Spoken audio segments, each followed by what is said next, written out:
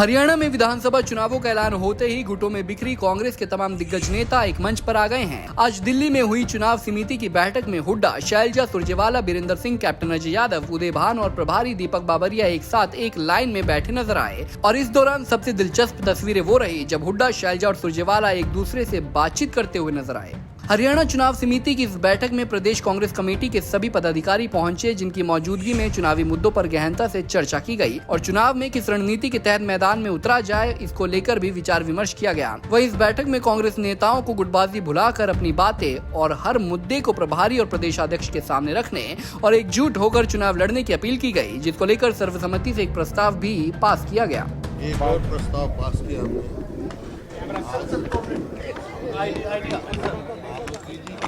और प्रदेश अध्यक्ष कमेटी ने पूरी ऑथराइज किया है।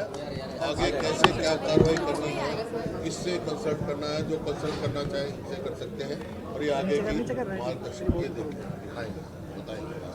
प्रदेश अध्यक्ष और प्रदेश प्रभारी ही। हाँ जी, तो अगर किसी को कोई अपनी बात रखनी है तो इन्हीं का इनसे रखेंगे। ये आगे कैसे सुझाव आगे कैसे क्या करना है, ये आगे सर जो मौजूदा विधायक हैं क्या उनमें ज्यादातर को रिपीट किया जाएगा, उनमें क्या कुछ खतरा बढ़ रहा है? चुनाव समिति की इस मीटिंग में और भी कई मुद्दों पर चर्चा हुई। चुनाव में टिकटों के दावेदारों और स्क्रीनिंग कमेटी की बैठक को लेकर भी फैसला लिया गया है। बैठक के बाद प्रभारी दीपक बाबरिया ने बताया कि 25 अगस्त से स्क्रीनिंग कमेटी की बैठक शुरू होगी और 30 अगस्त तक सभी नामों पर चर्चा कर ली जाएगी। इतना ही नहीं, बैठक में पीसीसी सदस्यों से उनके पसंदीदा दावेदारों की मांग भी की गई है। आज जो बैठक हुई थी उसमें किस प्रकार से जो हमारे सामने आवेदन आए हैं, चुनाव की टिकट कैसे उसका वितरित करना है, उसके बारे में चर्चा हुई। परसों एक मीटिंग हुई थी जिसमें स्क्रीनिंग कमेटी के चेयरमैन अजय माकन जी भी थे, स्क्रीनिंग कमेटी के सदस्य भी थे और आदरणीय खड़गे जी और राहुल गांधी जी भी वहाँ मार्गदर्शन दिए थे। वो सभी चीज़ों का संज्ञान लेते हुए वो निश्चय किया गया था कि आज पीईसी की मीटिंग होगी। इसमें जो है अलग अलग जो रिजोल्यूशंस जो करना है वो हो जाएगा, आगे का मार्ग निश्चित कर दिया जाएगा और जो भी मेंबरों को कुछ सुझाव हैं किसी के आवेदन के बारे में, किसी के कैंडिडेचर के बारे में, वो लोग अपने सुझाव पीईसी के सदस्यों की ओर से एक कॉन्फिडेंशियलिटी में अपना रिपोर्ट बना के they can submit it to PCC president and the screening committee chairman और वो उसका संज्ञान लेंगे, स्क्रीनिंग कमेटी को उसका संज्ञान दिया जाएगा। वो एक बात रही। एक बात किसी और सदस्य साहब ने रखी कि भाई जिन लोगों ने पार्टी के खिलाफ कुछ किया है, कुछ किसके सामने गंभीर आरोप हैं, तो उसका क्या करोगे। तो उसके बारे में वही हुआ कि वो स्क्रीनिंग कमेटी की नज़र में ला दिया जाएगा।